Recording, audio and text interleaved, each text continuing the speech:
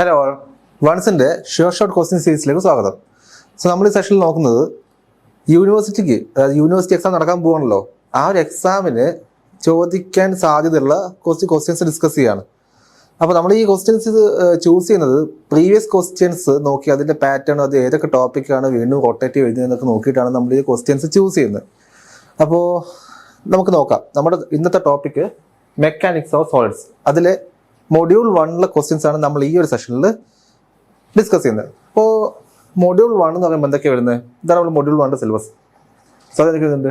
Introduction to analysis of deformation bodies, പിന്നെ type of loadings, അതല്ലേ normal, shear, bending, ഈ type loadings, പിന്നെ നമ്മുടെ ബേസിക് ആയിട്ടുള്ള സ്ട്രെസ് സ്ട്രെയിൻ റിലേഷൻഷിപ്പ്. അപ്പോൾ ഹുക്സ് ലോ ഒക്കെ വരും അതിനകത്ത്, അല്ലേ? Stress strain relationship, Hooke's law വരുന്നുണ്ട്. പിന്നെ അപ്പോൾ ഹുക്സ് വരുമ്പോഴേക്കും തരും ഈ യങ്സ് മോഡുലസ്, അതുപോലെ ബൾക്ക് മോഡുലസ്, റിജിഡിറ്റി മോഡുലസ് കാര്യങ്ങളൊക്കെ പഠിക്കും. പിന്നെ കുറച്ച് മെറ്റീരിയൽ പ്രോപ്പർട്ടീസ് ആയിട്ടുള്ള ഐസോട്രോപ്പി, ഓർത്തോട്രോപ്പി, ആനിസോട്രോപ്പി ഒക്കെ നമ്മൾ മുമ്പ് പഠിച്ചിട്ടുണ്ട്. നമ്മൾ ഓൾറെഡി ഇതിൻ്റെയൊക്കെ ക്ലാസ്സും സെഷൻസും നമ്മൾ ഓൾറെഡി നമ്മൾ ആപ്പിൽ അപ്ലോഡ് ചെയ്തിട്ടുണ്ട്. So do check it out. പിന്നെന്താണ് deformation in axially loaded bars, uniform cross section, varying cross section, പല പല ക്രോസ് സെക്ഷനുള്ള ബാർസിന്റെ ഡിഫോർമേഷൻ. ഓക്കെ, സോ അതിന്റെ ടെമ്പറേച്ചർ എഫക്റ്റ് ഒക്കെയാണ് നമ്മൾ ഈ ഫസ്റ്റ് മോഡൽ പഠിക്കുന്നത്. അപ്പോൾ നിങ്ങൾ ഓൾറെഡി ഇത് പഠിച്ചിട്ടുണ്ടോ, ഒന്നും കൂടെ ചെക്കൗട്ട് ചെയ്യുക. സോ അതിന്റെ ക്ലാസ്സും സെഷൻസ് ഒക്കെ നമ്മൾ ആപ്പിൽ അപ്ലോഡ് ചെയ്തിട്ടുണ്ടെന്ന് നോക്കി വെക്കുക. ഓക്കെ, അത് നമുക്ക് ഫസ്റ്റ് ക്വസ്റ്റ്യനിലേക്ക് നോക്കാം. Explain the relation between stress and strain with the help of A diagram. So എന്താണ് സ്ട്രെസ്, എന്താണ് സ്ട്രെയിൻ? അതിന്റെ ഒരു ഡയഗ്രാം വെച്ച് നമ്മൾ എന്ത് ചെയ്യണം, അതിനെ ഒന്ന് എക്സ്പ്ലെയിൻ ചെയ്യാൻ വേണം. സോ എന്താണ് സ്ട്രെസ്? സോ ബേസിക്കലി ഇത്രയേ ഉള്ളൂ. നമ്മൾ ഈ ഒരു ഡയഗ്രാം എന്തായാലും പഠിച്ചിട്ടുണ്ടാവും, അല്ലേ? അതായത് സ്ട്രെസ്, സ്ട്രെയിൻ, ഇങ്ങനെ ഒരു ഗ്രാഫ് നമ്മൾ പഠിക്കുന്നുണ്ട്. ഈ ഗ്രാഫിൽ നമ്മൾ എന്ത് ചെയ്യും, പിന്നെ ഹുക്സിലോ ഒക്കെ നമ്മൾ ഡിറൈവ് ചെയ്തെടുക്കുന്നുണ്ട്, അല്ലേ? അപ്പൊ എന്താണ് ഈ ഗ്രാഫ്, എന്താണ് ഈ ഗ്രാഫ് എന്നുള്ളത്? അപ്പോൾ ഈ ഗ്രാഫിന്റെ ഈ വൈ ആക്സിസിൽ സ്ട്രെസ്സും എക്സ് ആക്സിസിൽ സ്ട്രെയിനുമാണ്, അല്ലെ? വൈ ആക്സിസിൽ സ്ട്രെസ്സും എക്സ് ആക്സിസിൽ സ്ട്രെയിൻ ആണ് കൊടുത്തേക്കുന്നത്. അപ്പൊ എന്താണ് സ്ട്രെസ് സ്ട്രെയിൻ ആദ്യം പറയാം. Stress is the internal resisting force that material develop in response to an applied external load normalised by the cross section area over which is acting. അപ്പൊ ആക്ച്വലി ഇവിടെ just force per area എന്ന് പറഞ്ഞപ്പോൾ അവിടെ എന്താണ് resisting force per area എന്ന് പറയണം. Just force per area മാത്രമല്ല, just resisting force per area എന്ന് തന്നെ പറയണം. ഇനി സ്ട്രെയിൻ എന്താണ്? Strain is the deformation or relative change in the material shape or size due to the applied stress normalized by original dimensions. അതായത് change in length by original length ആണ് strain. ഇനി ഞാനത് picture കാണിച്ചു തരാം. ഇതൊരു ബാറാണ് വിചാരിക്കുക. Okay, ഒരു ബാറാണ്. ഈ ബാറിൽ ഞാൻ എന്ത് ചെയ്യാണ്, ഈ രീതിയിലൊരു ലോഡ് ചെയ്യാണ്. സോ ഈ ബാർ നിങ്ങൾ ഇതായിട്ട് കണക്കാക്കോ.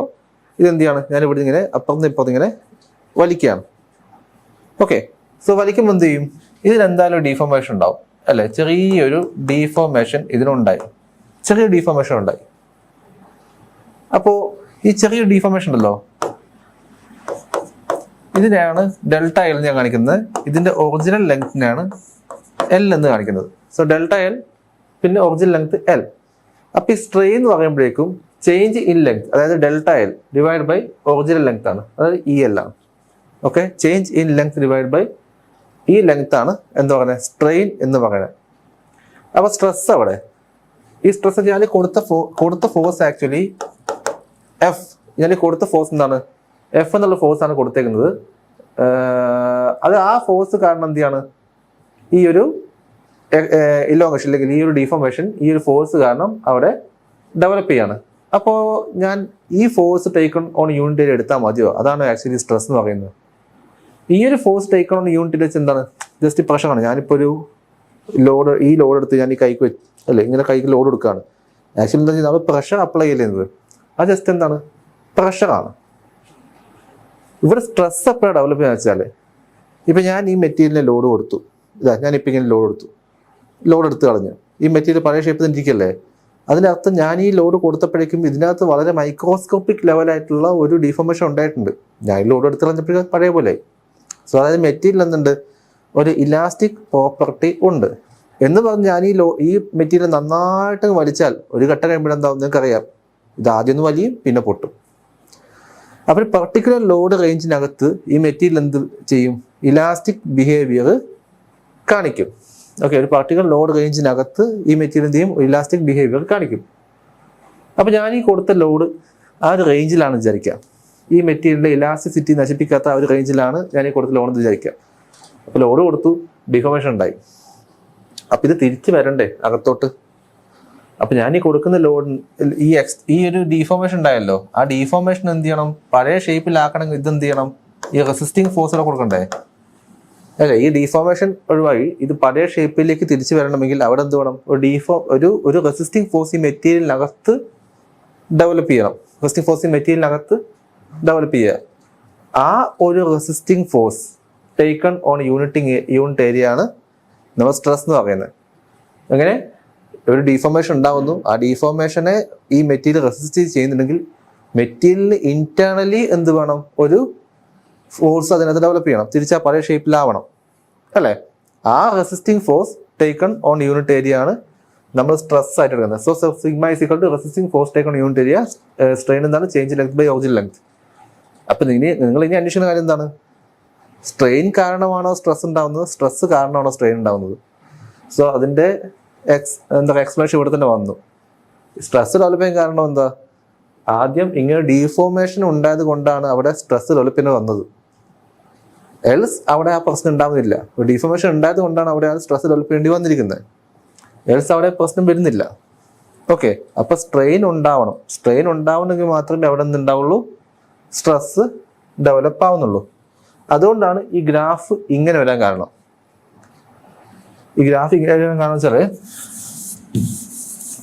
ഈ രീതിയിൽ, അതായത് എക്സ് ആക്സിസിൽ സ്ട്രെയിനും വൈ ആക്സിസിൽ സിഗ്മയും വരാൻ കാരണം ഇങ്ങനെയാണ്. നിങ്ങളിപ്പോൾ ഏതെങ്കിലും ഗ്രാഫ് വരയ്ക്കുന്ന സമയത്ത്, ഇപ്പോൾ for example y is equal to x ഒരു ഗ്രാഫ് വരയ്ക്കാൻ വയ്ക്കാം. വൈ സീഡ് ഗ്രാഫ് എക്സ് ഇങ്ങനെ വരും അല്ലേ? അപ്പോൾ എക്സിന് അനുസരിച്ചിട്ട് എക്സിന് 1 2 3 4 നോക്കുമ്പോൾ വൈ എന്ത് വരുന്നു എന്നനുസരിച്ചല്ലേ നിങ്ങൾ പ്ലോട്ട് വരക്കുന്നത്. ഇനി y is equal to x square ആണെങ്കിലോ, y is equal to x square എന്നുള്ള കർവ് വിചാരിക്കാം. വൈ സീഡ് എക്സ് സ്ക്വയർ കർവ് എന്താണ്? അതിങ്ങനെ പോകും.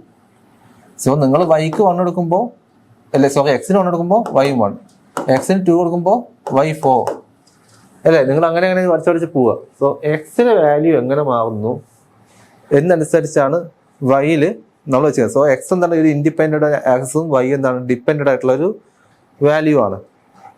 അപ്പോൾ ഇപ്പം നിങ്ങൾക്ക് ക്ലിയർ ആയിട്ടുണ്ടാവും എന്തുകൊണ്ട് സിഗ്മ എവിടെ വന്നു, എന്തുകൊണ്ട് സ്ട്രെയിൻ അവിടെ വന്നുള്ളത്. സ്ട്രെയിൻ എത്രത്തോളം ഉണ്ടാവുന്നു അതിനനുസരിച്ചാണ് ഇവിടെ സ്ട്രെസ് ഡെവലപ്പ് ചെയ്ത് വരിക അല്ലേ? സ്ട്രെയിൻ എത്രത്തോളം ഉണ്ടാവുന്നോ അതിനനുസരിച്ചാണ് ഇവിടെ സ്ട്രെസ് ഡെവലപ്പ് ചെയ്ത് വരുന്നത്. അപ്പോൾ നിങ്ങൾ ടെക്സ്റ്റ് ബുക്കിൽ കാണുന്ന കർവ് ഉണ്ടല്ലോ, ഇങ്ങനെയാണ് വരിക ഏകദേശം. ടെക്സ്റ്റ് ബുക്ക് കാണുന്ന കർവ് ഇത് നമ്മൾ ചെയ്യുന്നത് മൈൽഡ് സ്റ്റീൽ, അതായത് ഡക്റ്റൈൽ മെറ്റീരിയൽ എടുക്കുക.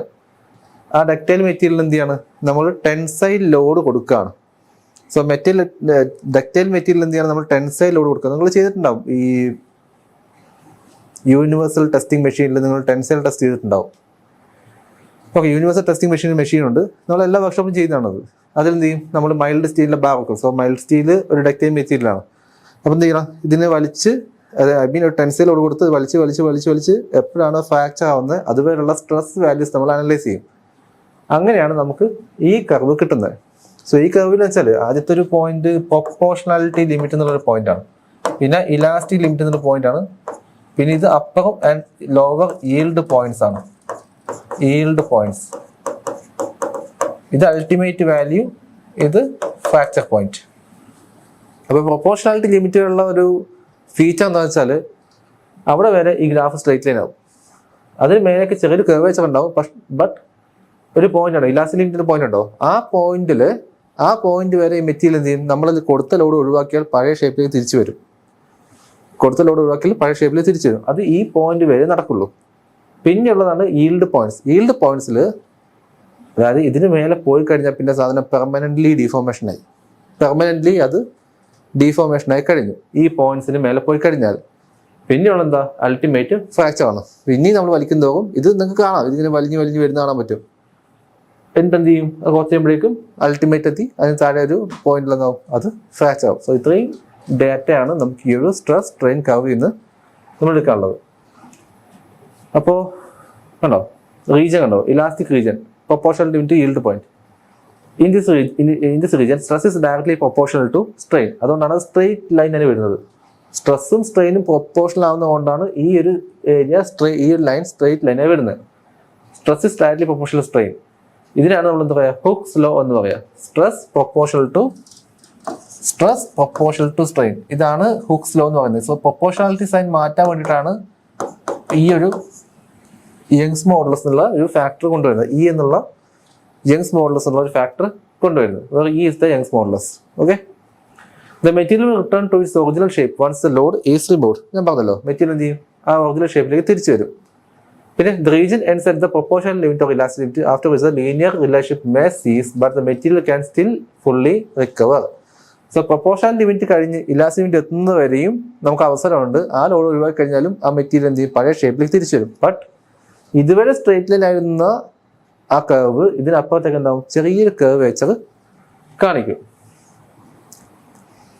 ഓക്കെ, പിന്നെ yield പോയിന്റ് എത്തി എന്താ പറ്റുക, at yield point the point is where the material begins to deform permanently. ഞാൻ പറഞ്ഞല്ലോ, ഇലാസ്റ്റിക് ലിമിറ്റിന് മേലെ പോയി എന്ത് പറ്റും നമുക്കറിയാം, അവിടെ പെർമനന്റ് ഡീഫോർമേഷൻ ആണ്, പിന്നെ അത് തിരിച്ചു വരില്ല. ഇപ്പൊ ഈ മെറ്റീരിയലിൽ ഞാൻ ഇങ്ങനെ ഒരു അടി കൊടുത്താൽ ഇതെന്താവും, ബെൻഡായി വരും. അത് തിരിച്ചു വരുമോ? ഇല്ല, തിരിച്ചു വരില്ല. ബിക്കോസ് ഞാനതിന്റെ ഇലാസ്റ്റിക് ലിമിറ്റിന് മേലെയുള്ള ഒരു ലോഡാണ് അവിടെ കൊടുത്തിരിക്കുന്നത്. അടുത്തെന്താണ്, പ്ലാസ്റ്റിക് റീജിയൻ ആണ്. പ്ലാസ്റ്റിക് റീജിയൻ എന്തായിരിക്കും, ഇലാസ്റ്റിക് ലിമിറ്റിന് ഇങ്ങോട്ടേക്കുള്ള എല്ലാ റീജിയനും എന്താണ്, പ്ലാസ്റ്റിക് റീജിയൻ ആണ്. പ്ലാസ്റ്റിക് വെച്ചാൽ പെർമനന്റ്ലി ഡിഫോം ആയി കഴിഞ്ഞു. In this region, the material undergoes permanent irreversible deformation. Even if the load is removed, the material will not return to its original shape. Okay, the stress continues to increase up to the ultimate tensile stress, which is the maximum stress the material can endure. Beyond the UTS, a phenomenon called necking. So necking ഒരു phenomena ഉണ്ട്. നമ്മൾ കാണുന്നത് ഈ ഞാനത് പറഞ്ഞല്ലോ, experiment ആവുന്നില്ല, universal testing മെഷീനിൽ mild steel ഭാഗം വെച്ച് നിങ്ങളിങ്ങനെ വലിച്ചാൽ അവിടെ നെക്കിംഗ് എന്നുള്ളൊരു ഫിനോമിന ഉണ്ടാവും. അതായത് നിങ്ങൾക്കറിയാം, ഒരു ബാർ ഇങ്ങനെ വെച്ചു, എന്നിട്ട് അതിന് ടെൻസൈൽ ലോഡ് കൊടുത്തു. കുറച്ച് കഴിയുമ്പോൾ എന്താ പറ്റുക, ഈ ബാറിൻ്റെ തടി കുറയും, ലെങ്ത് കൂടും അല്ലേ, തടി കുറയും, ലെങ്ത് കൂടും. പിന്നെ സംഭവിക്കുന്ന കാര്യമാണ് ഈ നെക്കിംഗ് എന്നുള്ളത്. അതിങ്ങനെയാവും. ഓക്കെ, ഈ രീതിയിലേക്ക് മാറും. ഒരു നടുഭാഗം എന്താവും,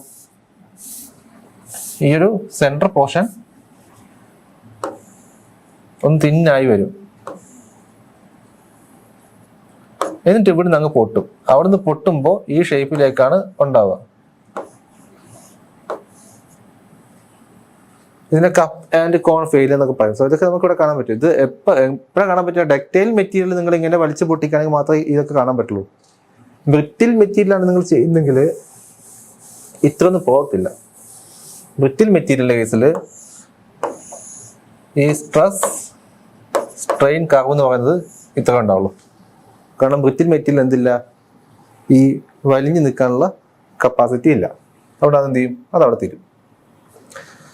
സോ അടുത്ത question, define stress and strain. List different types of stress and the applications. So stress strain നമ്മൾ പറഞ്ഞല്ലോ, എന്താണ് സ്ട്രെസ് എന്താണ് സ്ട്രെയിൻ നമ്മൾ ഓൾറെഡി ഡിസ്കസ് ചെയ്തു. സ്ട്രെസ് എന്താണ്, resistive force taken on unit area ആണ് സ്ട്രെസ്. അപ്പൊ സോറി, ഇതിന് യൂണിറ്റ് ഞാൻ പറഞ്ഞിരുന്നു. റെസിസ്റ്റീവ് ഫോഴ്സ് അല്ലേ, ഇത് ഫോഴ്സ് അല്ലേ, അതെന്താണ് ന്യൂട്ടൺ. ഇത് ഏരിയ അല്ലേ, മില്ലിമീറ്റർ സ്ക്വയർന്നോ മീറ്റർ സ്ക്വയർന്നോ നിങ്ങൾക്ക് എന്ത് വേണമെങ്കിൽ എടുക്കാം. So newton per metre square ആണെങ്കിലും ന്യൂട്ടൺ പെർ മില്ലിമീറ്റർ സ്ക്വയർ ആണെങ്കിലും എന്താണെങ്കിലും കുഴപ്പമില്ല. Okay, newton per metre square അല്ലെങ്കിൽ pascal, newton per metre square അല്ലെങ്കിൽ അതിന്റെ വേറെ പേരാണ് പാസ്കൽ. സ്ട്രെയിൻ എന്താണ്, change in length divide by original length. So change in ലെങ്ത്തിന് നമുക്ക് യൂണിറ്റ് പറയാനുണ്ടോ, ഇല്ല. ഉണ്ടോ, യെസ്. എന്താണ്, മീറ്റർ അല്ല, ഇത്ര മീറ്റർ ചേഞ്ച് ചെയ്യുന്നല്ല നമ്മൾ പറയുക, ഇത്ര മീറ്റർ ചേഞ്ച് ചെയ്യുന്നു പറയും. സോ ഒറിജിനൽ ലെങ്ത്തിന് യൂണിറ്റ് എന്താണ്, അതും മീറ്റർ തന്നെ. സോ മീറ്റർ പെർ മീറ്റർ എന്തായിരിക്കും, ഒരു യൂണിറ്റും ഇല്ല. സോ സ്ട്രെയിൻ എന്തില്ല, തൽക്കാലം യൂണിറ്റ് ഒന്നും ഇല്ല. അങ്ങനെയാണെങ്കിൽ യങ്സ് മോഡുലസിന്റെ യൂണിറ്റ് എന്താ വരിക, stress is equal to E into epsilon അല്ലേ. അതായത് stress is equal to Young's modulus into strain എന്നല്ലേ. അപ്പൊ യങ്സ് മോഡുലസ് എന്ത് വരും, സ്ട്രെസ് ബൈ സ്ട്രെയിൻ വരും. സ്ട്രെസ്സിന്റെ യൂണിറ്റ് എന്താ? Newton per metre square. Strain unit എന്താ? ഒന്നുമില്ല. അവസാനം എന്ത് വരും? ന്യൂട്ടൺ പെർ മീറ്റർ സ്ക്വയർ തന്നെ വരും. So textbook newton per metre square, newton per millimetre square അങ്ങനെ പല യൂണിറ്റിലും കാണിക്കും. Actually newton per millimetre square ആണ് നമ്മൾ മെഗാ പാസ്കൽ എന്നൊക്കെ പറയുന്നത്. ഓക്കെ, അപ്പൊ എന്തൊക്കെ തരം സ്ട്രെസ് ഉണ്ട്? Tensile stress, compress stress, shear, bending, torsion, ഇങ്ങനെ പല ടൈപ്പ് ആക്കി നമുക്ക് ക്ലാസിഫൈ ചെയ്യാൻ പറ്റും. നിങ്ങൾക്ക് ഏതെങ്കിലും ഒക്കെ എഴുതിയാൽ മതി. അപ്പോൾ എന്താണ് ടെൻസൈൽ സ്ട്രെസ് എന്ന് വെച്ചാൽ എന്താ? ഒരു മെറ്റീരിയൽ എടുക്കുന്നു, ആ മെറ്റീരിയലിനെ ഈ രീതിയിൽ ലോഡ് ചെയ്യുന്നു. ഓക്കെ, ആ മെറ്റീരിയൽ ഈ രീതിയിൽ ലോഡ് ചെയ്യണം. അതായത് മെറ്റീരിയലിന് ഇലോങ്ങേഷൻ ഉണ്ടാകുന്ന രീതിയിൽ ലോഡ് ചെയ്യാണ്. അപ്പൊ ഇലോങ്ങേഷൻ ഉണ്ടാകുന്ന രീതിയിൽ ലോഡ് ചെയ്യുമ്പോഴേക്കും ആ മെറ്റീരിയൽ എന്ത് സംഭവിക്കും? ആ ഇലോങ്ങേഷൻ ഒഴിവാക്കാനുള്ള ഒരു റെസിസ്റ്റീവ് ഫോഴ്സ് ആ മെറ്റീരിയലിനകത്ത് ഫോം ചെയ്യും. ആ resistive force taken on unit area എന്ത് വരും? ടെൻസൈൽ സ്ട്രെസ് വരും. ഇനി ഇതിനെ തിരിച്ചിട്ട് എന്തായി? അതായത് ലോഡിങ് മാറ്റി ഇങ്ങനെ ആക്കിയാൽ, ഈ ലോഡിങ് മാറ്റി ഇങ്ങനെ ആക്കിയാൽ എന്തായി? അത് കംപ്രസീവ് ആയി. സോ കംപ്രസീവ് എന്താ? ഇതിന്റെ ലെങ്തിനെ കുറയ്ക്കാനുള്ള, ആ ഡയമെൻഷനെ കുറയ്ക്കാനുള്ള ഒരു ടെൻഡൻസിയാണ് കംപ്രസീവ് ലോഡിങ്ങിന് ഉണ്ടാവുന്നത്. അപ്പൊ കംപ്രസീവ് ലോഡിങ് ആകുമ്പോഴേക്കും എന്ത് ചെയ്യും? ഈ കംപ്രഷനെ ചെറുക്കാനുള്ള ഒരു ഫോഴ്സ് ഈ മെറ്റീരിയലിനകത്ത് പുറത്തേക്ക് തള്ളി വരും. ആ ഫോഴ്സ് ടേക്കണ യൂണിറ്റ് ഏരിയയാണ് കംപ്രസീവ് സ്ട്രെസ്. ഇനി ഷിയർ എന്താ? ഷിയർ എന്ന് പറയുമ്പോഴേക്കും ഇങ്ങനെയുള്ള ഒരു മെറ്റീരിയലിനെ ഇങ്ങനെ ആക്കാനുള്ള ഒരു ടെൻഡൻസിയാണ്. ഇങ്ങനെയുള്ള മെറ്റീരിയലിനെ ഇങ്ങനെ ആക്കാനുള്ള ടെൻഡൻസിയാണ് ഷിയർ. ഓക്കെ, ഇങ്ങനെയുള്ള മെറ്റീരിയലിനെ ഇങ്ങനെ ആക്കാനുള്ള ടെൻഡൻസിയാണ് ഷിയർ എന്ന് പറയുന്നത്. അപ്പോൾ ഇതും കൈൻഡ് ഓഫ് ഡീഫോർമേഷൻ അല്ലേ? ഞാൻ ഈ ഇതിനെ പിടിച്ചിട്ട് ഇങ്ങനെ കൊടുത്താൽ എന്ത് സംഭവിക്കും? ഇതിനെ റെസിസ്റ്റ് ചെയ്യാനുള്ളൊരു ടെൻഡൻസി ഈ മെറ്റീരിയലിനകത്ത് ഉണ്ടാവും. അതിന് നമ്മൾ എന്ത് പറയും? ഷിയർ ഫോഴ്സ് എന്ന് പറയും. ആ ഷിയർ ഫോഴ്സ് ടേക്കൺ ഓൺ, ആ ഷിയർ ഫോഴ്സ് ആക്ട് ചെയ്യുന്ന ഏരിയ ഉണ്ടല്ലോ, അതിന് നമ്മൾ എന്താ പറയും? ഷിയർ സ്ട്രെസ് എന്ന് പറയും. പിന്നെയുള്ളത് ബെൻഡിങ് സ്ട്രെസ്സും ടോർഷണൽ സ്ട്രെസ്സും.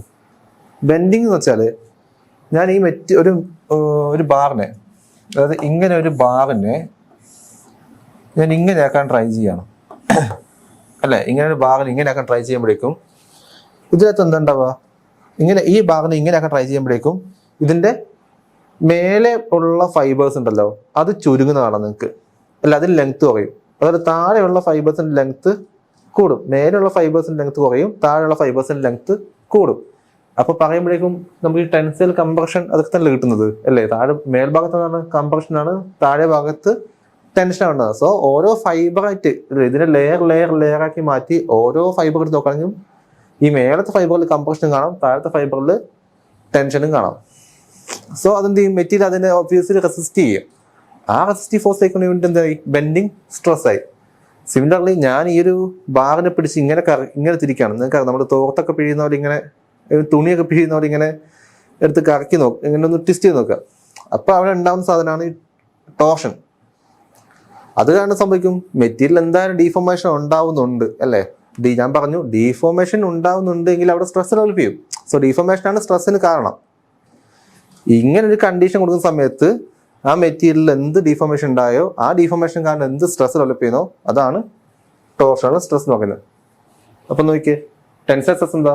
develops when a body is subjected to forces that tend to stretch or elongate. Compressive produced when the body is subjected to forces that tends to shorten or compress it. അല്ലേ? അതിന്റെ examples ഞാൻ അപ്പോൾ കൊടുത്തിട്ടുണ്ട്. Shear എന്താണ്? Acts tangentially to the surface അല്ലേ? Acts tangentially to the surface and tends to slide one layer over another. ഒരു layer അല്ലെ മറ്റൊരു ലെയറിന് മേലെ ഇങ്ങനെ സ്ലൈഡ് ചെയ്ത് പോകുന്നതായിട്ട് വരിക. പിന്നെ എന്താണ്? ബെൻഡിങ് സ്ട്രെസ് ആണ്. ഡെവലപ്പ് ചെയ്യുന്ന beam or structure member is subject to bending moment. ഞാൻ പറഞ്ഞ പോലെ ബെൻഡിങ് മൊമെന്റ്. ആക്ച്വലി ഇതിനെ പ്യുവർ ബെൻഡിങ് എന്ന ഒരു ചാപ്റ്റർ പഠിക്കുന്ന സമയത്ത് നിങ്ങൾ പഠിച്ചിട്ടുണ്ടാവും. ഈ ബെൻഡിങ് നമ്മൾ അസംഷൻ എന്താണ്? മെയിൻ അസംഷൻ എന്താണ്? ഇവിടെ വേറെ ലോഡും ഇല്ല, ജസ്റ്റ് ഒരു ബെൻഡിങ് മൊമെന്റ് മാത്രമാണ് അവിടെ ആക്ട് ചെയ്യുന്നത്. ഇതാണ് നമ്മുടെ ഈ തിയറി പ്യുവർ ബെൻഡിങ്ങിലെ മെയിൻ അസംഷൻ. പിന്നെന്താണ്? ടോർഷണൽ സ്ട്രെസ് ആണ്. Produced when a member is subjected to twisting moment torque. അപ്പൊ അതിന്റെ ഒരു എക്സാമ്പിൾ ആണ് ഈ ഷാഫ്റ്റ് എന്നൊക്കെ പറയുന്നത്. ഷാഫ്റ്റ് എന്താ? ഷാഫ്റ്റ് അറിയില്ലേ? ഒരു സ്ഥലത്ത് മറ്റൊരു സ്ഥലത്ത് റൊട്ടേഷൻ മോഷൻ ട്രാൻസ്ഫർ ചെയ്യാനുള്ള ഒരു മെഷീൻ എലിമെന്റ് ആണ് ഷാഫ്റ്റ്. ഷാഫ്റ്റ് ഒക്കെ എപ്പോഴും ടോർഷണലാണ്. അപ്പൊ അതുകൊണ്ട് തന്നെ അത് ടോർഷണൽ സ്ട്രെസ് ആണ് അതായത് ഡെവലപ്പ് ചെയ്യുക. അടുത്ത question, sketch and explain the stress strain curve of mild steel noting the key points. So ഈ ഒരു കർവ് നമ്മൾ ഓൾറെഡി കുറച്ചും ഡിസ്കസ് ചെയ്തു. അപ്പം എന്തൊക്കെ അതിനകത്തുള്ളത്? നമ്മൾ ആദ്യം പഠിക്കേണ്ടത് എന്താണ്?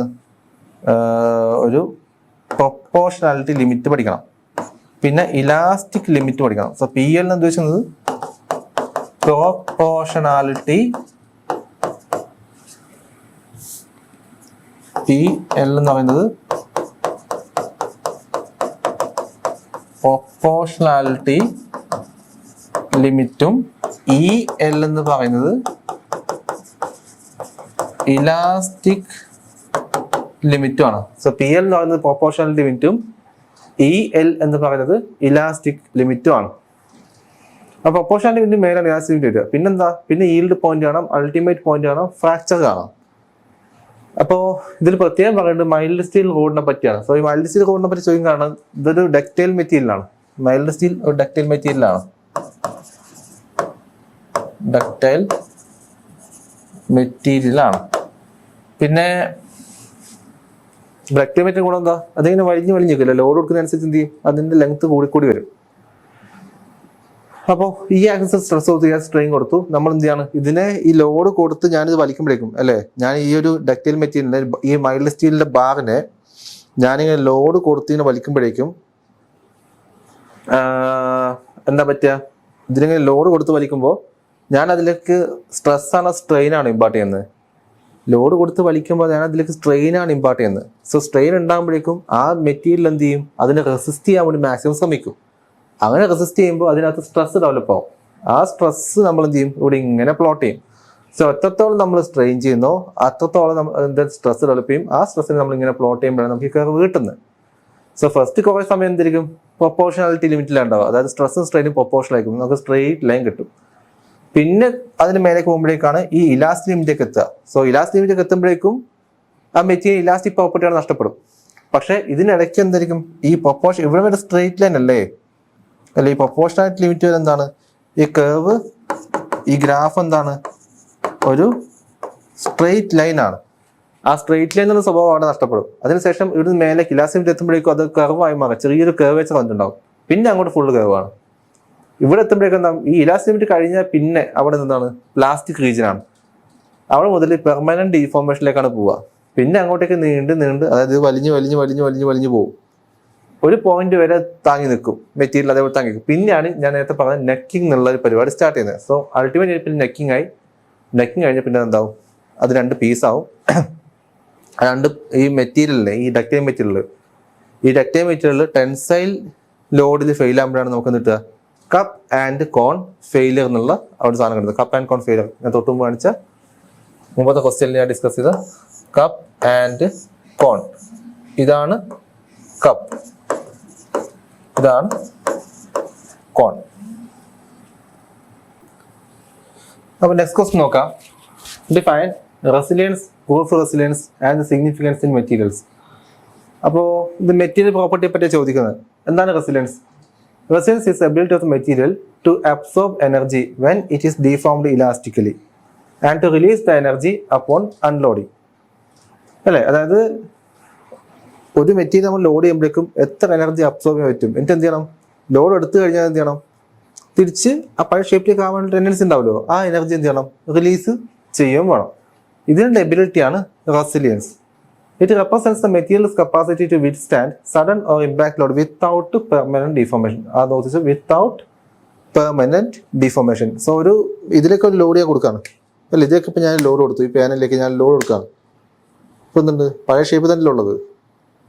അതായത് എനർജി അബ്സോർബ് ചെയ്തു, ലോഡ് എടുത്തുള്ള എനർജി റിലീസ് ചെയ്യുന്നു. ഇതിനുള്ള എബിലിറ്റിയാണ് റെസിലിയൻസ് എന്ന് പറയുന്നത്. എത്രത്തോളം പറ്റുന്നുള്ള എബിലിറ്റിയാണ് റെസിലിയൻസ് എന്ന് പറയുന്നത്. So mathematically sigma y square divide by 2e എന്ന് കാണിച്ച സിഗ്മ വൈ എന്നത് ഈൽഡ് സ്ട്രെസ് ആണ്. Sigma y yield stress sigma y, Young's modulus ആണ് ഇ. ഇതിങ്ങനെയാണ് നമ്മൾ കാണിക്കുക. യൂണിറ്റ് എന്താണ്? ജൂൾ പെർ മീറ്റർ ക്യൂബാണ് നമ്മുടെ റെസിലിയൻസിന്റെ യൂണിറ്റ്. ഇനി പ്രൂഫ് റെസിലിയൻസ് എന്ന് വെച്ചാൽ, proof resilience is a maximum strain energy stored in a material per unit volume when it is stressed up to the elastic limit. So elastic limit വരെ നമ്മൾ എന്ത് ചെയ്യാണ്? ആ മെറ്റീരിയൽ ലോഡ് ചെയ്യുന്ന condition ആലോചിക്കുക. Okay, elastic limit വരെ material load ചെയ്യുന്ന condition ആലോചിക്കുക. ആ സമയത്ത് അതിന് താങ്ങാൻ പറ്റുന്ന മാക്സിമം സ്ട്രെയിൻ എനർജി, അല്ലെങ്കിൽ അതിനെ അബ്സോർബ് ചെയ്യാൻ പറ്റുന്ന മാക്സിമം സ്ട്രെയിൻ എനർജി അതാണ് എന്ത് പറയുന്നത്, നമ്മൾ പ്രൂഫ് റെസിലിയൻസ് എന്ന് പറയുന്നത്. So U is equal to half of sigma y into epsilon y square. So sigma y square divide by 2e. So numerical value of the energy absorb per unit volume before ഈൽഡിങ്ങിന് മുമ്പായിട്ട്. So elastic limit വരെയുള്ള കാര്യം നമ്മൾ പറയുന്നത്. So ഈൽഡിങ്ങിന് മുമ്പ് വരെ അതിന് എത്രത്തോളം എനർജി അബ്സോർബ് ചെയ്യാൻ പറ്റും, അതിന് മേലെ എനർജി അത് അബ്സോർബ് ചെയ്യുകയാണെങ്കിൽ അത് ഈൽഡ് ആവും. ഓക്കെ, അതിന് മേലെ എനർജി അത് അബ്സോർബ് ചെയ്യുകയാണെങ്കിൽ അത് ഈൽഡ് ആവും. ഇതിന്റെ സിഗ്നിഫിക്കൻസ് എന്താ? Indicates a material's capacity to resist impact of shock loading without permanent deformation.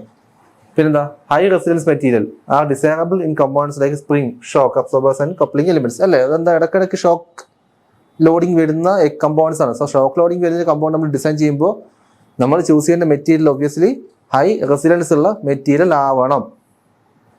Okay, so ഈ രണ്ട് ടേംസ് ഓർത്ത് വെക്കുക. അതിന്റെ ഫോർമുല എഴുതിയാൽ ആൻസർ ആയി. പിന്നെ പറ്റുകയാണെങ്കിൽ ഈ സിഗ്നിഫിക്കൻസും കൂടെ എഴുതി വെക്കുക. അടുത്ത ക്വസ്റ്റ്യൻ എന്താ? Calculate the safe load on A beam carrying an ultimate load of 120 kN with a factor of safety 2.5. അല്ലേ, അൾട്ടിമേറ്റ് ലോഡ് എത്രയാണ്? 120 kN ആണ്. ഫാക്ടർ ഓഫ് സേഫ്റ്റി എത്രയാണ്? 2 ആണ്. സോ നമ്മൾ എന്ത് ചെയ്താൽ മതി? ജസ്റ്റ് ഫാക്ടർ ഓഫ് സേഫ്റ്റിയുടെ ഇക്വേഷൻ അപ്ലൈ ചെയ്താൽ മാത്രം മതി. എന്താ വരിക? The safe load is the maximum load structure is design to carry under normal operating condition. It is calculated by dividing the ultimate load. ആ മെറ്റീരിയലിന് എത്ര ലോഡ് താങ്ങാൻ പറ്റുമോ divided by factor of safety. അല്ലെ, അൾട്ടിമേറ്റ് ലോഡിനെ factor of safety കൊണ്ട് divide ചെയ്യുമ്പോൾ നമുക്ക് കിട്ടുക ആ മെറ്റീരിയലിന്റെ സേഫ് ലോഡ് കിട്ടുക. Ultimate load divide by factor of safety ആണ് ആ മെറ്റീരിയലിന്റെ safe load. The factor of safety is a design requirement that provides a margin of strength to allow for unforeseen loads. നമ്മൾ എല്ലാ സ്ഥലത്തും അപ്ലൈ ചെയ്യുന്നുണ്ട്. നമ്മളിപ്പോൾ ഒരാൾക്ക് ഇരിക്കാനുള്ള കസേരയിലേക്ക് ഒരാളുടെ ആവറേജ് വെയിറ്റ് ഒരു 100 കിലോ അങ്ങ് എടുക്കുക. സോ 100 കിലോ ഉള്ള ഒരാളിരിക്കാൻ ഉപയോഗിക്കുന്ന കസേര നമ്മൾ 100 കിലോക്കാണ് ഡിസൈൻ ചെയ്യുക? അല്ല, ഒബ്വിയസ്ലി അല്ല. നമ്മൾ നീ കുറച്ചും കൂടി ലോഡ് കൂട്ടി വെക്കും. എന്തെങ്കിലും സാഹചര്യത്തിൽ ഒരു ഫെയിലിയർ വന്നാലും വിചാരിച്ചിട്ട് അവിടെ തന്നെ നമ്മൾ എന്ത് ചെയ്യേണ്ടത്? നാച്ചുറൽ നമ്മുടെ കോമൺ സെൻസ് വെച്ച് നമ്മൾ ഫാക്ടർ സേഫ്റ്റി നമ്മൾ അവിടെ അപ്ലൈ ചെയ്യുന്നുണ്ട്. സോ ഇക്വേഷൻ ആണ് safe load is equal ultimate load divide by factor of safety. So ultimate ലോഡിന്റെ വാല്യൂ വന്നിട്ടുണ്ട് 120 N, ഫാക്ടർ ഓഫ് സേഫ്റ്റി വന്നിട്ടുണ്ട്. സോ സേഫ് ലോഡിന്റെ വാല്യൂ നമുക്ക് കണ്ടെത്താൻ പറ്റും. എത്ര? 48 kN എന്ന് നമുക്ക് സിമ്പിൾ ആയിട്ട് കണ്ടെത്താൻ പറ്റും. സോ നമ്മൾ ഫാക്ടർ സേഫ്റ്റി കൺസെപ്റ്റ് പഠിക്കണേ. അടുത്ത ദിവസം നോക്കിയേ, illustrate shear stress and shear strain with appropriate sketches. ഈ സ്കെച്ച് വരയ്ക്കുക. ഇതാണ് ഷിയർ സ്ട്രെസ്സിന്റെ സ്കെച്ച് എന്ന് പറയുന്നത്. കണ്ടോ, ഇത് ഒരു നോർമൽ ടെൻസൈൽ ലോഡിങ്ങിനുള്ള ഒരു കണ്ടീഷനാണ് ഇത്. ഇത് ഷിയർ ലോഡിംഗ് ആണ് ഈ കാണുന്നത്. ഓക്കെ, ഇത് നോർമൽ ടെൻസൈൽ. നോർമൽ ആണ്. നോർമൽ വെച്ചാൽ എന്താ? അപ്ലൈ ചെയ്യുന്ന ഏരിയക്ക് പെർപെൻഡിക്കുലർ ആയിട്ടാണ് ഇത് വരുന്നത്. അതുകൊണ്ട് നോർമൽ എന്ന് പറയുന്നത്. സോ നോർമൽ ടെൻസൈൽ അല്ലേ, ഈ മെറ്റീരിയലിനെ ഇലോങ്ങേറ്റ് ചെയ്യാനുള്ള ഒരു രീതിയിലാണ് ഇത് പോകുന്നത്. സോ നോർമൽ ടെൻസൈൽ ലോഡിംഗ് ആണ് കാണിക്കുന്നത്. ഇവിടെ എന്താ വരുന്നത്? ഇവിടെ ഷിയർ ആണ് ഇവിടെ കാണുന്നത്. ഇനി നോർമൽ സ്ട്രെയിൻ വെച്ചാൽ എന്താണ്? നോർമൽ സ്ട്രെയിൻ എന്ന് പറയുമ്പോഴേക്കും ആ മെറ്റീരിയൽ ഡയമെൻഷനിൽ ഉണ്ടാകുന്ന ചേഞ്ച് ആണ് നോർമൽ സ്ട്രെയിൻ. സോ ഈ ഒരു മെറ്റീരിയലിനെ, ഈ ഡോട്ടഡ് ആയിട്ടുള്ള മെറ്റീരിയലിനെ ഞാൻ ഒരു ലെങ്ത് കൊടുത്താൽ, സോറി, ഒരു ടെൻസൈൽ ലോഡ് കൊടുത്താൽ, അല്ലെ ഈ ഡോട്ടഡ് ആയിട്ടുള്ള മെറ്റീരിയൽ നോക്കുക, അത് ടെൻസൈൽ ലോഡ് കൊടുത്താൽ എന്താവും? അതിന്റെ ഈ ഡയമെൻഷൻ കുറയും, ഈ ഡയമെൻഷൻ കൂടും, അല്ലേ? ഇനി ഇങ്ങോട്ട് വരുമ്പോഴേക്കോ, ഷിയറിൽ വരുമ്പോഴേക്കോ ഈ രീതിയിലാണ് ഒരു ഷിയർ ലോഡ് കൊടുക്കുമ്പോഴേക്കും, അല്ലെ ഒരു ഷിയർ ലോഡ് കൊടുക്കുമ്പോഴേക്കും ഈ മെറ്റീരിയൽ ഇങ്ങനെ ചെയ്യും. സോ ഇവിടെയാണ് എന്തൊരു ആ ഷിയർ സ്ട്രെയിൻ നമുക്ക് കാണിക്കാൻ പറ്റും. സോ നോർമൽ സ്ട്രെയിനും ഷിയർ സ്ട്രെയിനും, അതേപോലെ ഇത് നോർമൽ സ്ട്രെസ്സിന്റെ ഒരു കണ്ടീഷനാണ്, ഇത് ഷിയർ സ്ട്രെസ്സിന്റെ കണ്ടീഷനാണ്. So shear stress and shear strain are measures of material's resistance and response to forces acting parallel to a surface, causing one layer of the material to slide over the adjacent layer. Any shear stress equation എന്താണ്? Shear stress is internal force of resistance developed in the body when an external load is applied tangentially. ഞാൻ ഇതിനെ tangentially load കൊടുക്കുമ്പോൾ ആ material എന്ത് ചെയ്യണം? അതിനെ resist ചെയ്യണം. ആ resistance force take on the area ആണ് ഷിയർ സ്ട്രെസ് എന്ന് പറയുന്നത്. Okay, the ratio of the tangential force to the area. So tangential force എന്ത് ചെയ്യാൻ? വി എന്ന് കാണിക്കുന്ന ഏരിയ എ എടുത്തു. So tau is equal to V by A എന്ന് നമുക്ക് എടുക്കാം. ഇനി ഷിയർ സ്ട്രെയിൻ ആണെങ്കിലോ, ഷിയർ സ്ട്രെയിൻ ഗാമയായിട്ടാണ് കാണിക്കുക. കണ്ടോ, ഈ ചിഹ്നം കണ്ടില്ല? Gamma is the measure of the angular deformation of the body due to shear stress. കണ്ടോ, ആംഗുലർ ഡിഫോർമേഷൻ. ആ എ എന്ന് മാർക്ക് ചെയ്തുണ്ടോ? ഈ പിക്ചറിൽ എ എന്ന് മാർക്ക് ചെയ്തുണ്ടോ? ഇതാണ് shear strain. definition the tangent of the angle of deformation. The tangent of the angle of deformation that result from the shear stress. ഇത് ഡയമെൻഷൻലെസ് അല്ലെ, ഷിയർ സ്ട്രെയിൻ എന്താണ് ഡയമെൻഷൻലെസ് ക്വാണ്ടിറ്റി ആണ്, നമ്മൾ നേരത്തെ പഠിച്ചു. So gamma is equal to tan theta is equal delta S by L. Delta S എന്നുള്ളത് ഇതാണ്, ഈ എൽ എന്നുള്ളത് ഇതിന്റെ ഒറിജിനൽ ലെങ്ത് ആണ്. എത്രത്തോളം ഈ ഡയമെൻഷൻ വന്നുള്ള ഡെൽറ്റ എസ്, ഈ കാണുന്ന ഡയമെൻഷൻ ആണ് L. So delta S by L. Okay, so delta S എന്താ, lateral displacement of the top surface related to the bottom. L എന്താണ്, original height of the element perpendicular to the shear force. Fine. അടുത്ത question, what is Poisson's ratio? How is it related to Young's modulus and bulk modulus? Poisson's ratio എന്താണ്? Poisson's ratio is a fundamental mechanical property that measures the material's tendency to deform directions perpendicular to the applied force. Fine. When a material is structured, അല്ലേ, material എന്താണ്, ഈ material ഒരു material ഞാൻ എടുത്തു, ആ material എന്താണ് ഞാൻ സ്ട്രെച്ച് ചെയ്തു, അല്ലെ, ടെൻസൈൽ കൊടുക്കുമ്പോൾ എന്താവും, അത് സ്ട്രെച്ച് ആവും. സോ വെൻ ദ മെറ്റീരിയൽ ഈ structure it gets longer in the direction of the pull, അല്ലേ, ഈ മെറ്റീരിയൽ എന്താവും ഈ ഡയറക്ഷനിലേക്ക് അത് നീളം കൂടും, പക്ഷേ ഈ ഡയറക്ഷനിൽ അതിന്റെ നീളം കുറയും, അല്ലെ, നീളം കൂടുമ്പോഴേക്കും എന്താവും ഈ ഡയറക്ഷനിൽ അതിന്റെ നീളം കുറയും. ഈ ഡയറക്ഷനിലേക്ക് നീളം കൂടും, ഈ ഡയറക്ഷനിൽ നീളം കുറയും. This phenomenon is called the Poisson's effect. Definition എന്താണ്? Poisson's ratio is the negative ratio of the transverse strain to the axial strain. So ഇതാണ് ഇപ്പൊ ഇങ്ങനെയാണ് നമ്മൾ ലോഡിങ് കൊടുക്കുന്നതെങ്കിൽ ഇതാണ് ആക്സിയൽ ഡയറക്ഷൻ, ഇതാണ് ട്രാൻസ്വേഴ്സ് ഡയറക്ഷൻ. ഓക്കെ, ഇതാണ് ആക്സിയൽ ഡയറക്ഷൻ, ഇതാണ് ട്രാൻസ്വേഴ്സ് ഡയറക്ഷൻ. പറയുന്നത് Poisson's ratio is the negative ratio of the transverse strain to the longitudinal strain. Transverse strain to the longitudinal strain ആണത്. അപ്പൊ അതിന്റെ ഇക്വേഷൻ ഇങ്ങനെ വരും, lateral strain divide by axial strain. അതാണ് formula. The negative sign is included because for most common materials, tensile axial strain causes compressive lateral strain. അല്ലെ, tensile ഒരു material ടെൻസൈലോട് കൊടുത്താൽ എന്താവും, കംപ്രസീവ് ലാറ്ററൽ എന്താവും, കംപ്രസ് ആവും. അല്ലെ, ഞാൻ ഇതിന് വലിക്കുമ്പോഴേക്കും ഈ ഡയമെൻഷൻ ചുരുങ്ങും. സോ അത് അക്കൗണ്ട് ചെയ്യാൻ വേണ്ടിയിട്ടാണ് നമ്മളൊരു നെഗറ്റീവ് കൊടുത്തേക്കുന്നത്. സോ ഇതിന്റെ റേഞ്ച് 0 to 0.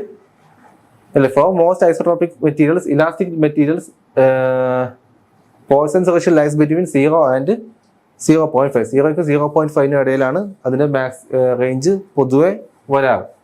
0.5 എന്താ, rubber indicates an incompressible material. 0 എന്താണ്, indicates a material that do not change its lateral dimension when stretched. Okay, for a linear elastic isotropic homogeneous, ഇതൊക്കെ നമ്മൾ മെറ്റീരിയൽ പ്രോപ്പർട്ടി പഠിക്കുന്ന കാര്യങ്ങളാണ്. എല്ലാ അസംഷനും പുറത്തും ഇതുണ്ടാവും, അല്ലെ, ലീനിയർ ഇലാസ്റ്റിക് ഐസോട്രോപിക് ഹോമോജിനസ്. അപ്പോൾ ഇതൊരു തിയറി ക്ലാസ് എടുക്കുന്ന സമയത്ത് ഡീറ്റെയിൽ പറഞ്ഞിട്ടുണ്ട്. എന്തായാലും നമ്മൾ ആപ്പിലെ ക്ലാസ് ഒന്ന് ചെക്കൗട്ട് ചെയ്യാം. Okay, the three main elastic modulus, Young's modulus, shear modulus, bulk modulus, ഇവരുടെ തമ്മിലുള്ള റിലേഷൻഷിപ്പ് നിങ്ങൾ ബൈ ഹാർട്ട് പഠിച്ചു വെച്ചോളണം. E = 2g × 1 + 2 E = 3k × 1 - 2 അതിൽ E എന്ന് വെച്ചാൽ എന്താണ്, യങ്സ് മോഡുലസ് ആണ്. G എന്താണ്, ഷിയർ മോഡുലസ് ആണ്. ഈ ന്യൂ എന്നുള്ളത് എന്താണ്, പോയ്സോൺസ് റേഷ്യോ ആണ്. പിന്നെ K എന്നുള്ളത് എന്താണ്, ബൾക്ക് മോഡുലസ് ആണ്. സോ ഈ ഒരു രണ്ട് റിലേഷൻസും നിങ്ങൾ ബൈ ഹാർട്ട് പഠിക്കണം. അപ്പൊ ഇതാണ് ടോട്ടലി ആ റിലേഷൻ, പോയ്സൺസ് റേഷ്യോ. ഈ 3 കോൺസ്റ്റൻസും ഈ പോയ്സൺസ് റേഷ്യോ നമ്മുടെ റിലേഷൻ ഇതാണ്. അടുത്ത question, A stepped steel bar with Young's modulus E of 200 GPa, അല്ലെ, അത് തന്നിട്ടുണ്ടല്ലോ. is subjected to an axial tensile load of 75 kN. The bar consists of 3 circular segments with the following dimensions. ഒന്നാമത്തെ section 250 mm length, diameter 30 mm. Section 2 400 mm ആണ്, diameter 220 mm. Section 3 180 mm ആണ്, diameter 40. അപ്പോൾ വരയ്ക്കുമ്പോഴേക്ക് ഇങ്ങനെ വരും, അല്ല, ഒന്നാമത്തെ diameter 30, length 250.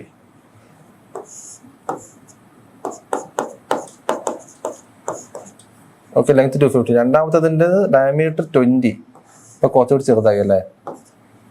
ഇതിന്റെ 30, ഇതിന്റെ ഡയമീറ്റർ 20, ഇതിന്റെ ലെങ്ത് എത്ര വരുന്നത്, 20 ലെങ്ത് 400. പിന്നെന്താ സംഭവം, പിന്നെ അടുത്ത ഡയമീറ്റർ 40 ആയി. അടുത്ത ഡയമീറ്റർ 40 ആയി, അതിന്റെ ലെങ്ത് 180. അല്ല ഡയമെൻഷൻ കൊടുത്തത് അപ്പോൾ ഇങ്ങനെയാണ് ഏകദേശം വരിക. നമ്മൾ ഡമ്പലൊക്കെ പൊളിക്കുന്നല്ലേ കാരണം ഏകദേശം ഈ രീതിയിലാണ് അതിൻ്റെ ഒരു ഷേപ്പ് വരുന്നത്. എന്നിട്ട് അതിന് നമ്മൾ എന്ത് ചെയ്തു, ആക്സിയൽ ടെൻസൈൽ ലോഡ് കൊടുത്തു 75 kN എന്നുള്ള ആക്സിയൽ ടെൻസൈൽ ലോഡ് കൊടുത്തു. 75 kN ആക്സിയൽ ടെൻസൈൽ ലോഡ് കൊടുത്തു. എനിക്ക് ചോദിക്കുന്നത് എന്താ, calculate the following. Calculate the following for each segment and for the entire bar. Cross-sectional area, normal stress, extension, total extension. അപ്പോൾ ഇതെങ്ങനെ approach ചെയ്യും? ആദ്യം ഓരോന്നിൻ്റെ ക്രോസ് സെക്ഷൻ ഏരിയ കാണാൻ സിമ്പിൾ അല്ലേ? എന്ത് മതി? π/4 d സ്ക്വയർ പോലെ അല്ലേ? ഏരിയ എന്താ? ഓരോന്നിൻ്റെ ഏരിയ കാണണം. π/4 d സ്ക്വയർ അല്ലേ? π/4 d സ്ക്വയർ സർക്കുലർ സെക്ഷൻ ആണ് പറഞ്ഞല്ലോ ഇല്ലേ? 3 സർക്കുലർ സെഗ്മെന്റ്സ് എന്തില്ലേ? അപ്പോൾ π/4 d സ്ക്വയർ കൊടുക്കുക, ഓരോന്നിൻ്റെയും ഡയമീറ്റർ ഇട്ട് കൊടുക്കുക, ഓരോന്നിൻ്റെ ഏരിയ കിട്ടും. പിന്നെന്താ, നോർമൽ സ്ട്രെസ് കാണണം. ഓരോ സെക്ഷനിലെ നോർമൽ സ്ട്രെസ് കാണാൻ പറ്റും. ഓരോ സെക്ഷനിലെ ലോഡ് എന്താണ്? 75 kN ആണ്. ഡിവൈഡ് ബൈ ഓരോ സെക്ഷൻ്റെ ഏരിയ വെച്ച് ഡിവൈഡ് ചെയ്യുക. സോ 75 ബൈ ഇതിൻ്റെ ഏരിയ, 75 ബൈ ഇതിൻ്റെ ഏരിയ, 75 ബൈ ഇതിൻ്റെ ഏരിയ. നമുക്ക് എന്ത് കിട്ടും? ഓരോ പോയിന്റിലെയും നോർമൽ സ്ട്രെസ് കിട്ടും. പിന്നെ എക്സ്റ്റൻഷനാണ് കാണുന്നത്. എക്സ്റ്റൻഷൻ ഇക്വേഷൻ നമുക്ക് അറിയാലോ, PL/AE. PL divide by AE. ഈ പി എന്ന് വെച്ചാൽ എന്താണ്? അതിന് മേൽ ലോഡാണ്. ആ ലോഡിന്റെ വാല്യൂ ഇതാണ്. L എന്താണ്? ഓരോ സെക്ഷനും ഡിഫറെന്റ് ലെങ്ത് എന്തുണ്ട് നമ്മൾ ഇട്ട് കൊടുത്താൽ മതി.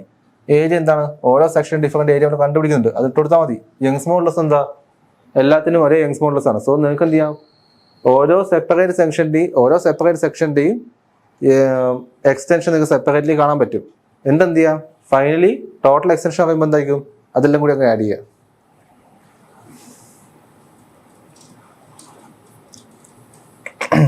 സോ ഓരോന്നിൻ്റെയും സെപ്പറേറ്റ് ചെയ്ത് നോക്കണേ. അപ്പോൾ ഫസ്റ്റ് ലെങ്ത് എന്താ, ഡയമീറ്റർ എന്താ, അപ്പോൾ അതിൻ്റെ ഏരിയ കാണാൻ പറ്റില്ല. π/4 d സ്ക്വയർ ചെയ്തിട്ടുണ്ട്. അതിന്റെ സ്ട്രെസ് എന്താണ്? P/A1. അപ്പോൾ 75 kN ആണല്ലോ. സോ 75,000 N ആക്കിയിട്ടുണ്ട്. അതിനെ A ഡിവൈഡ് ചെയ്ത് ഇങ്ങനെ കിട്ടി. പിന്നെ എക്സ്റ്റൻഷന്റെ വാല്യൂ എന്താണ്? P/L divide by A/E. ഞാൻ തന്ന ഇക്വേഷൻ തന്നെ ഉപയോഗിച്ചു അതിൽ വാല്യൂ സബ്സ്റ്റിറ്റ്യൂട്ട് ചെയ്യുന്നു. P/L/AE നമുക്ക് എക്സ്റ്റൻഷൻ കിട്ടി. അതേപോലെ സെക്കൻഡ് സെഗ്മെന്റിന് ചെയ്തു അല്ലേ? സെക്കൻഡ് സെഗ്മെന്റ് ആകുമ്പോഴേക്കും അവിടെ എന്ത് മാറി? എല്ലും മാറി, എയും മാറി. യങ്സ് മോഡുലസും ലോഡൊന്നും മാറുന്നില്ല. സോ L2 A2 അത് മാത്രം മാറ്റി കൊടുത്തു. അവിടെ എന്ത് കിട്ടി? 0.4775 mm എന്നുള്ള രണ്ടാമത്തെ വാല്യൂ കിട്ടുന്നു. പിന്നെ സെഗ്മെന്റ് 3 അതും ഇതേപോലെ തന്നെ ചെയ്യുന്നു. സോ ഫൈനലി എന്ത് ചെയ്യാം, നമുക്ക് ഈ ടോട്ടൽ എക്സ്റ്റൻഷൻസ് ആഡ് ചെയ്യുമ്പോഴേക്കും 0.6638 mm എന്നുള്ള ഒരു ടോട്ടൽ എക്സ്റ്റൻഷൻ നമുക്ക് അവിടെ കിട്ടുന്നതായിരിക്കും. ഓക്കെ, സോ ഇത്രയും സിമ്പിളാണ് ഇക്വേഷൻസ്. അപ്പോൾ നമുക്ക് ഈ ഒരു സെഷനോട് വൈൻഡപ്പ് ചെയ്യാം. നമുക്ക് കൂടുതൽ ക്വസ്റ്റ്യൻസ് ചെയ്യാനുണ്ട്. നമുക്ക് നെക്സ്റ്റ് സെഷൻസിൽ നമുക്ക് കുറച്ചുകൂടെ കൂടുതൽ ക്വസ്റ്റ്യൻസ് ചെയ്യും. ഇതിപ്പോൾ മൊഡ്യൂൾ 1 ആയിട്ടുള്ളൂ. മൊഡ്യൂൾ 2, മൊഡ്യൂൾ 3 ഒക്കെ നമുക്ക് ചെയ്യാനുണ്ട്. സോ നെക്സ്റ്റ് സെഷനിൽ വീണ്ടും കാണാം. Thank you.